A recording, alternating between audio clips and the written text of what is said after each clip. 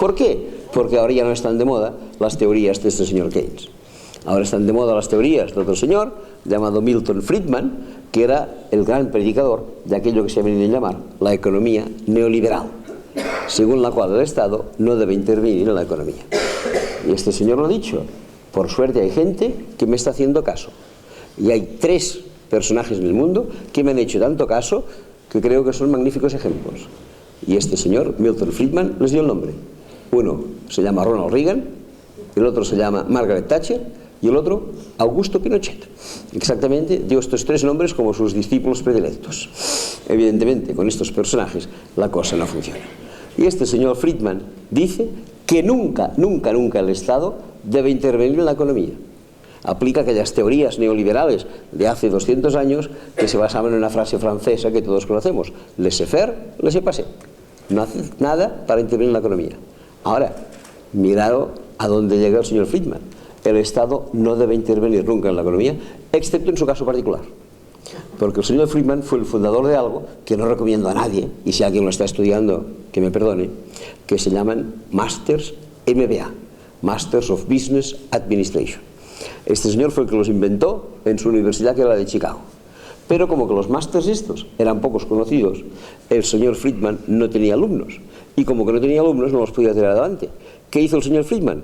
Pidió subvenciones a su estado, el estado de Chicago, que es el estado de Illinois. Y toda su vida el hombre que predicaba la no intervención del Estado en la economía estuvo viviendo de las subvenciones del estado de Illinois. A esto se llama coherencia. Este es el señor que nos ha llevado a este desastre. Pero esta economía que falla en estos momentos tiene también otro elemento grave, que ha sido, como no ha sido nunca a lo largo de la historia, una economía especulativa. Hoy en día la economía que llamamos financiera ha superado a la economía real. Ustedes saben que en el mundo hay dinero que se mueve, a veces para comprar, a veces para vender cosas, a veces por turistas que gastan, a veces por compañías de seguros que aseguran en otro país. En el mundo hay movimiento de dinero. Pero el movimiento de dinero que hay en el mundo para responder a objetivos de economía real queda enormemente superado por el movimiento de dinero que hay en el mundo por razones especulativas. Bolsas que compran y venden, divisas que se compran y se venden, especulación al fin y al cabo. Les diré algo que es aberrante. El dinero que se mueve en el mundo para especular es 50 veces mayor que el dinero que se mueve en el mundo para comprar y vender bienes y servicios. Estamos en una economía completamente desautorizada, en manos de las finanzas. ¿Y qué ha pasado? Que esta economía en manos de las finanzas ha crecido gracias a aquello que llamamos especulación. Esto es una economía especulativa. ¿Y dónde se ha producido la especulación? En 2 ámbitos que conocemos bien.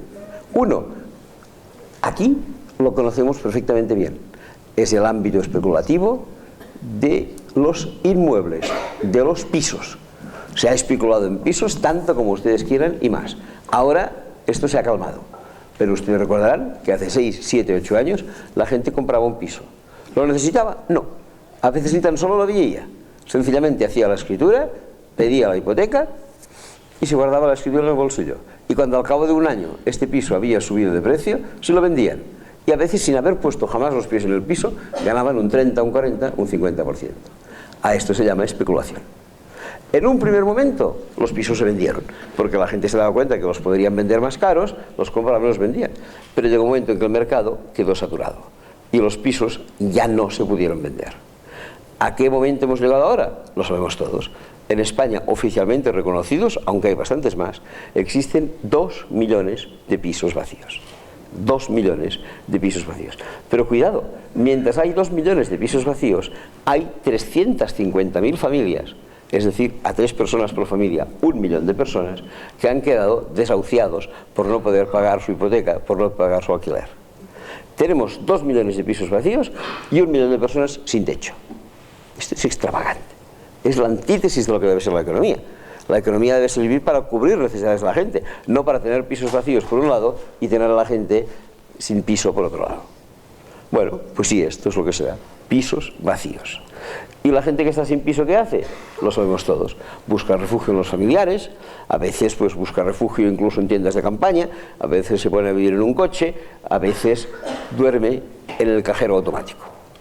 Como dice un amigo mío, el cajero automático es la mejor obra social de las cajas, porque allí van a dormir los que no tienen techo en las noches de invierno. Hemos sufrido una enorme economía especulativa en los pisos.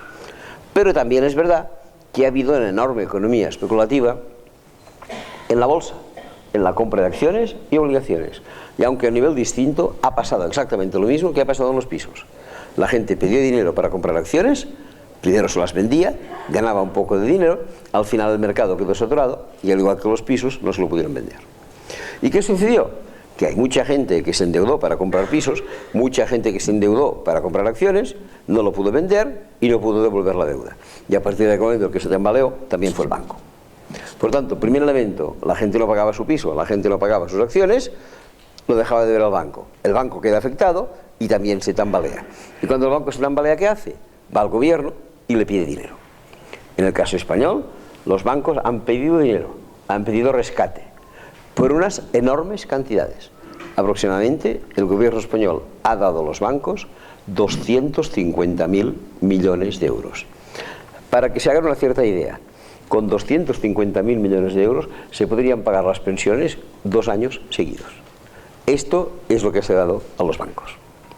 Pero cuidado, los bancos no contentos con el hecho de que se les haya ayudado en sus momentos de dificultad, cuando han recibido este dinero del Estado, ¿qué han hecho? ¿Han dado crédito? No. Han cerrado el grifo y han dicho que no volverían a dar nunca más crédito para no caer en la situación de antes.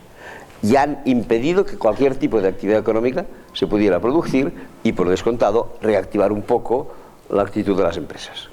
Lo que han hecho los bancos es un desastre. No han querido de ninguna manera dar crédito. Y al no dar crédito, ¿qué ha sucedido? Algo que ustedes saben, que si no hay crédito, la economía no funciona. En un país, si no hay crédito, la economía no funciona. Ni por parte del vendedor, ni por parte del comprador. Si yo soy un vendedor, vendo, ciertamente vendo.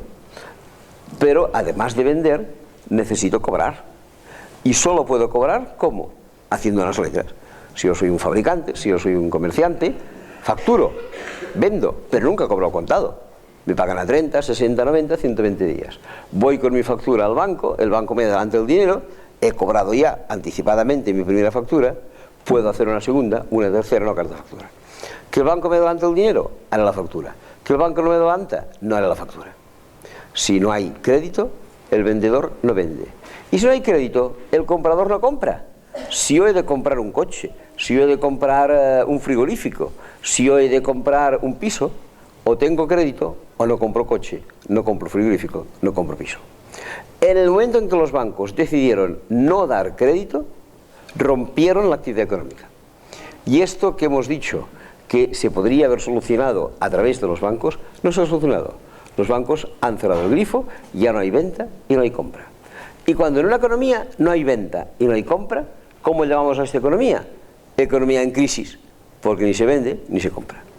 Y cuando las empresas están en crisis, ¿qué hacen entonces? Despedir a la gente. Expediente de regulación de empleo. Y los parados van subiendo y van subiendo y van subiendo. ¿A qué nivel de paro hemos llegado en España? Nos lo dijeron los periódicos hace 15 días. A 6 millones de personas. ¿Podemos llegar a dar trabajo a 6 millones de personas? Me temo que no. Aunque vinieran muchos eurovegas, y esperemos que no llegue ninguno, aunque vinieran los pobres de Alcorcón, les ha tocado uno, pues aunque vengan muchos eurovegas, es evidente que nunca vamos a conseguir trabajo para 6 millones de personas. Conseguir trabajo para 6 o para 4 o para 3 o para 8 millones de personas solo tiene una sola respuesta. Muy sencilla, pero tan tonta que nadie la aplica. Repartir entre todos el trabajo existente. Que los que tenemos la suerte de tener trabajo, trabajemos menos, para aquellos que no tienen trabajo, trabajen más. No hay más trabajo que el que hay que repartirlo bien. Y ustedes dirán, ¿y esto se puede hacer? Claro que se puede hacer. Por ejemplo, en Francia, hace 10 años, el primer ministro de la época, un personaje llamado Jospin, lo hizo. ¿Cómo lo hizo? De una manera muy sencilla. Dijo, mirad, la jornada laboral deja de ser de 8 horas al día, pasa a ser de 7 horas al día. De manera que la jornada semanal pasa de 40 horas a 35 horas. ¿Se oye? Van a sobrar 5 horas por trabajador. Las 5 horas que sobren por trabajador las adjudicaremos a los parados. Y aunque lo que les diga les parezca mentira, en 2 meses Francia, pasando la jornada de 8 a 7 horas, dejó trabajo libre para que desapareciera todo el paro que había en Francia en aquel momento, que era de 1.600.000 personas. Y ustedes dirán, pues mala suerte, porque el trabajador antes trabajaba 40 horas, cobraba por 40, ahora con esta nueva situación el trabajador trabajará 35 horas, cobrará 35. Al final será el trabajador el que pague los platos rotos. No es verdad.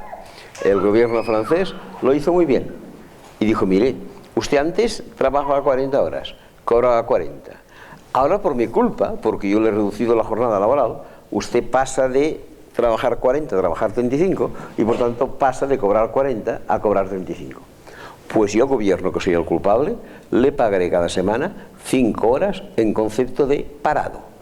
De manera que usted cobrará 35 horas trabajadas y 5 horas como parado. Al final prácticamente cobrará las 40 horas que cobraba antes. Y ustedes se preguntarán, ¿y cómo puede el gobierno francés pagarle 5 horas de paro a cada trabajador? Porque ahora el gobierno francés ya no va a hacer frente al seguro de paro, porque los parados han desaparecido, como he dicho hace un momento. Hay que organizar bien las cosas. España es el país de Europa con más parados. Ningún partido político, excepto una propuesta de Iniciativa por Cataluña en este sentido, ningún partido político ha dicho que se tuviera que repartir el trabajo. Y les aseguro que es la única solución. Rebajar la jornada laboral, cosa que además nos enseña la historia. Porque si ustedes han leído aquellas famosas novelas de este escritor inglés, Charles Dickens, al principio de la Revolución Industrial, nos explica que los trabajadores hacían larguísimas jornadas de 16 y de 14 horas al día. Con el paso de los años y con la lucha de los sindicatos, en lugar de 14 se hicieron 12, después en lugar de 12 se hicieron 10 y ahora en lugar de 10 se hacen 8 horas al día. ¿Y qué pasa? ¿Que por qué podemos parar la historia en 8 horas? Podemos continuar y dejarla en 7, dejarla en 6, dejarla en 5, dejarla en 4. No tenemos por qué obcecarnos en que la jornada debe ser de 8 horas. Al contrario, el mundo camina en esta dirección, pues mejor. Si en lugar de 8 horas tenemos que trabajar 5, mejor que mejor. Yo eso lo digo a mis alumnos. Ahora estáis estudiando. Al terminar la carrera trabajaréis. Bueno, muy relativo. Admitamos que trabajan. Y dentro de 30 años os jubilaréis. Pues os aseguro que dentro de 30 años, que yo ya no estaré vivo, vosotros cuando os jubiléis haréis jornadas laborales de 5 y 4 horas al día. I prou, s'ha acabat. Porque las máquinas hacen el trabajo más deprisa. No tenemos por qué empeñarnos en hacer todos 8 horas. Como a nadie se le ocurre hacer jornadas de 16 horas como se hacían hace 200 años. Es más, si en lugar de 8 horas trabajamos 4, pues mira qué bien, nos quedarán 4 horas libres y podremos ver más teatro y podremos ver más cine y podremos hacer más deporte y podremos ir más de excursión y, por desgracia, podremos ver más Telecinco. Esto es un poco lo que hay que... De manera que así está la cosa. En consecuencia, hay que reducir la jornada laboral como único instrumento de encontrar trabajo para todos. La Telecinco no es obligatorio, ¿no? No es obligatorio. Esto es la primera cosa. ¿Lo hace el Estado? Lo hizo en Francia y con buenos resultados. ¿Quién más lo puede hacer? El propio trabajador. Yo tenía un antiguo alumno, nunca he encontrado trabajo. Un día me vino a ver un poco más contento y me dijo, mira, ya he encontrado trabajo. Magnífico. ¿Qué trabajo has encontrado?